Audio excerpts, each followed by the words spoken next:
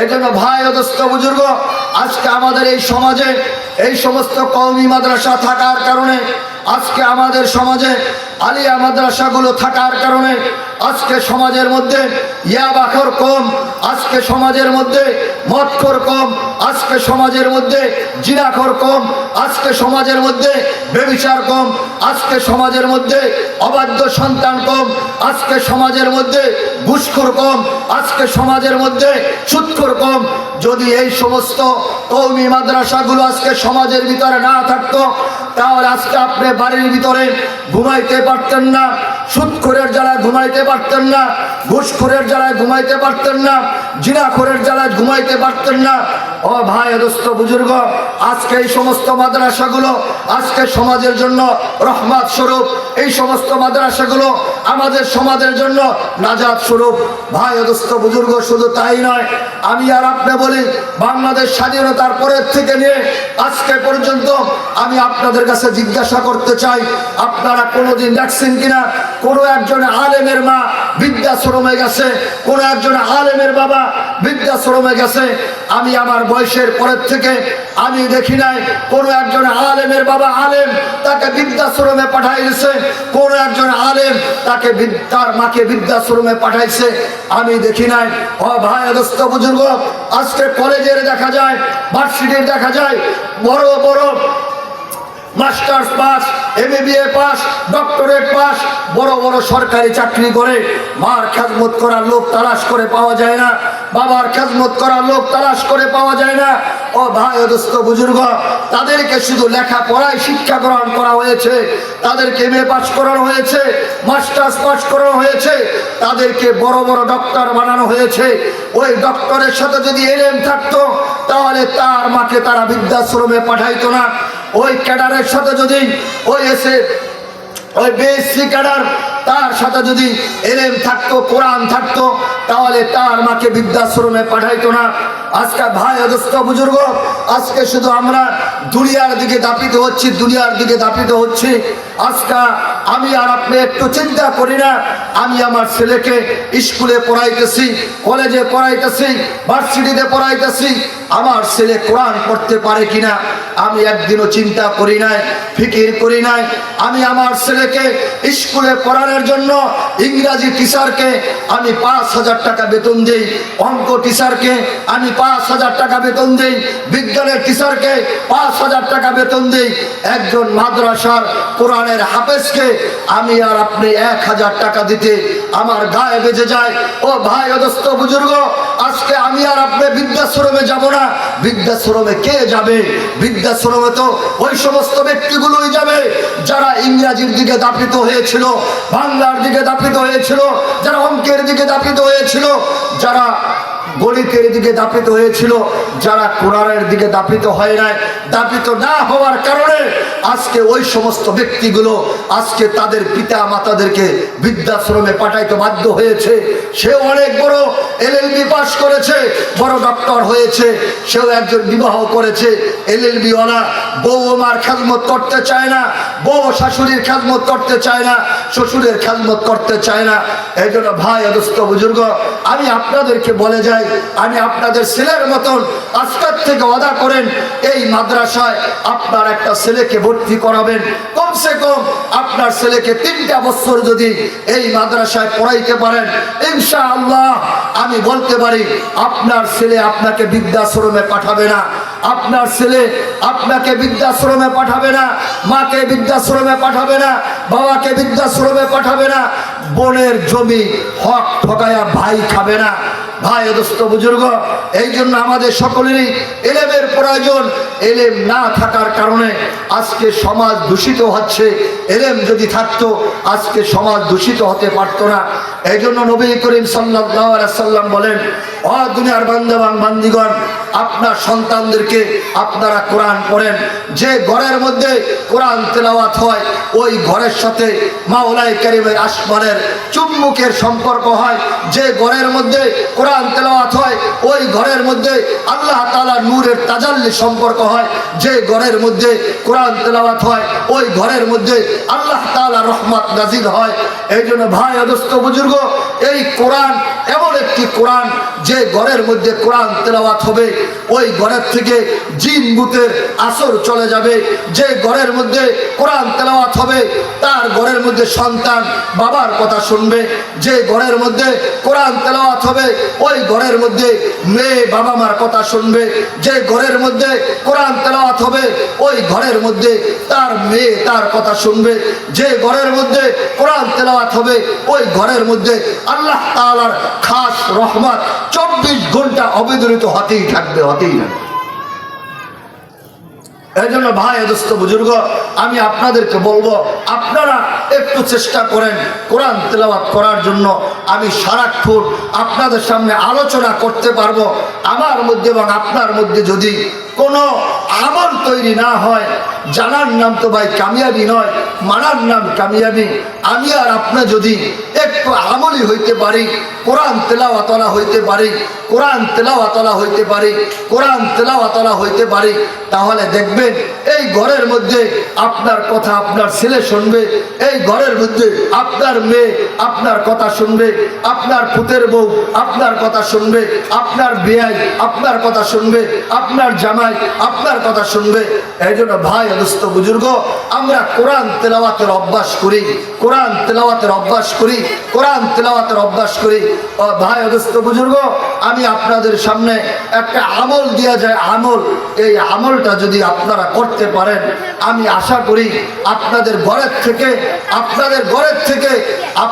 ঘরের থেকে আল্লাহ তাআলা এমন বেবিচারি দূর করে দেবে, মৃত্যু পর্যন্ত আপনার ওই ঘরের মধ্যে শান্তি বর্ষিত হবে।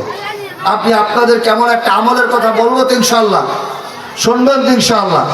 যে আমলটা আমি বর্তমান সমাজ, বর্তমান প্রেক্ষাপটে আমাদের বর্তমান সমাজে দেখা যায়, বর্তমান পরিস্থিতিতে দেখা যায় আমাদের ঘরের মধ্যে কোনো জিকির নাই। আমরা জিকির থেকে আমরা মাহরুম হয়ে গেছি।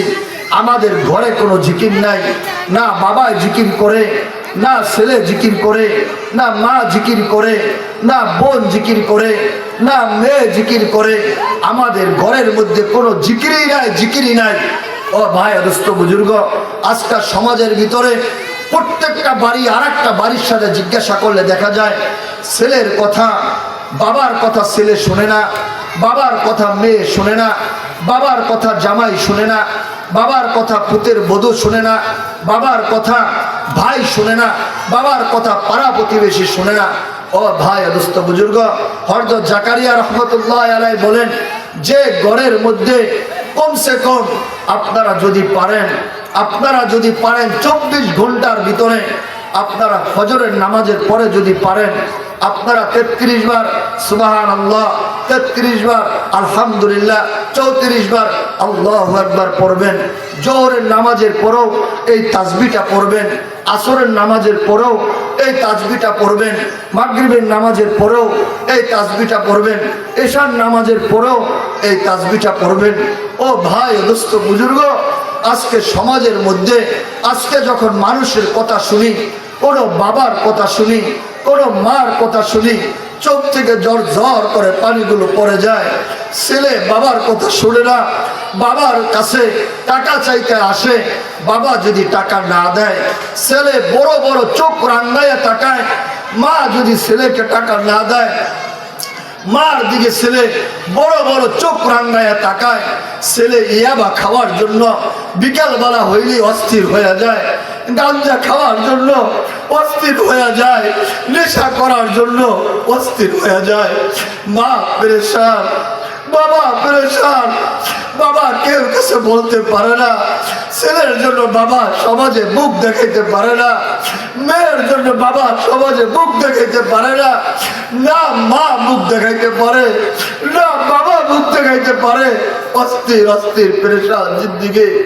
ও ভাই দোস্ত বুজুর্গ, আমি আর আপনি যতই অস্থিরতা করি না কেন, এই রাস্তার থেকে যদি আমাদের উঠতে হয়, যদি ছেলেকে ভালো করতে হয়, যদি মেয়েকে ভালো করতে হয়, আমি আপনাদের হাতে ধরে বলে গেলাম, আপনারা যদি এই আমলটা করতে পারেন, আমি আপনাদেরকে বলে যাই প্রতিদিন রাত্রে বেলা এশার নামাজের পরে এশার নামাজ আদায় করে আপনি দুইটা পাও হাত এরকম ভাবে আসন দিয়া ডান পাওটা বাম পাওয়ার ভিতরে ঢুকাইয়া দিয়া আপনি কমসে কম 11 বার ইস্তেগফার করবেন। আস্তাগফিরুল্লাহ আস্তাগফিরুল্লাহ আস্তাগফিরুল্লাহ, এরকম ভাবে 11 বার ইস্তেগফার করবেন চোখ বন্ধ করে। 11 বার দুরূদ শরীফ পড়বেন। সাল্লাল্লাহু আলাইহি ওয়াসাল্লাম সাল্লাল্লাহু আলাইহি ওয়াসাল্লাম সাল্লাল্লাহু আলাইহি ওয়াসাল্লাম সাল্লাল্লাহু আলাইহি ওয়াসাল্লাম সাল্লাল্লাহু আলাইহি ওয়াসাল্লাম সাল্লাল্লাহু আলাইহি ওয়াসাল্লাম 11 বার পড়বেন। তারপরে আপনি লা ইলাহা ইল্লাল্লাহ এই জিকিরটা আপনি দিলের থেকে চোখটা বন্ধ করে আপনি 499 বার এই জিকিরটা আপনি করবেন। শেষ মাস শুধু আপনি বলবেন লা ইলাহা ইল্লাল্লাহু মুহাম্মাদুর রাসূলুল্লাহ। আপনি এই জিকিরটা চোখটা বন্ধ করে 500 বার আপনি পড়বেন। আপনি দেখবেন আপনার দিলটা যখন নরম হয়ে যাবে, আপনার কলিজাটা যখন নরম হয়ে যাবে, আপনার কলবটা যখন নরম হয়ে যাবে, পাক এবং পবিত্র হয়ে যাবে, আপনি দেখবেন জিকির করতে করতে আপনার চোখের দুই দিক থেকে পানিগুলো পড়তে থাকবে। আপনি চিন্তাও করতে পারবেন না। আপনার এই পানিগুলো যখন পড়তে থাকবে, চোখ বন্ধ করা অবস্থায় আপনি বুক বরাবর হাতটা উঠাইবেন, উঠায়া বলবেন আল্লাহ আমি কিছু জানি না, আমি কিছু বুঝি না, আমি না কিছু জানি, আমি না কিছু বুঝি। আল্লাহ তুমি তো আমাকে দুনিয়াতে পাঠাইছো। আল্লাহ তুমি যদি আমাকে দুনিয়াতে না পাঠাইতা, আল্লাহ তুমি যদি আমাকে ইমানের দৌলত না দিতা, আল্লাহ তুমি যদি আমাকে মুসলমান না বানাইতা, আল্লাহ তুমি যদি আমাকে মুসলমানের মার গর্ভে জন্মধারণ না করাইতা, আমার বাবা যদি মুসলমান না হইতো, এ আল্লাহ আমি তো মুসলমান হইতে পারতাম না। আমি তো বেদিনও থাকতে পারতাম, আমি তো খ্রিস্টানও থাকতে পারতাম, আমি তো ইহুদিও থাকতে পারতাম, আমি তো বৌদ্ধও থাকতে পারতাম।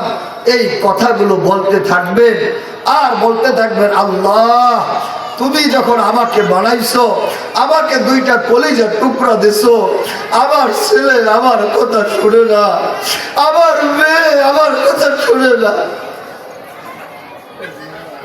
ও ভাই দোস্ত বুজুর্গ, আমি আপনাদেরকে বলে যাই, খোদার কসম করে বলে যাই, খোদার কসম করে বলে যাই, খোদার কসম করে বলে যাই, আপনি 40 দিন আপনি এই আমল করেন, 41 দিনের মাথায় আপনার ছেলে আপনার পায়ে পড়বে, আপনার মেয়ে আপনার পায়ে পড়বে, আপনার ভাই আপনার পায়ে পড়বে, আপনার পাড়া প্রতিবেশী আপনার পায়ে পড়বে, আপনার শত্রু আপনার পায়ে পড়বে।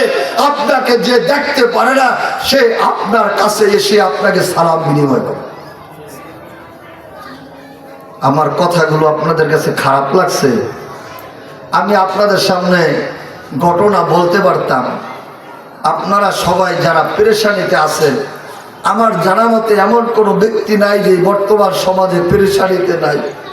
হয় ছেলেকে দিয়া পেরেশানি, না হয় মেয়েকে দিয়া পেরেশানি, না হয় ভাইকে দিয়া পেরেশানি, না হয় জমি নিয়ে পেরেশানি, না হয় রাজনীতি নিয়ে পেরেশানি, না হয় দোকান নিয়ে পেরেশানি, না হয় স্ত্রী নিয়ে পেরেশানি।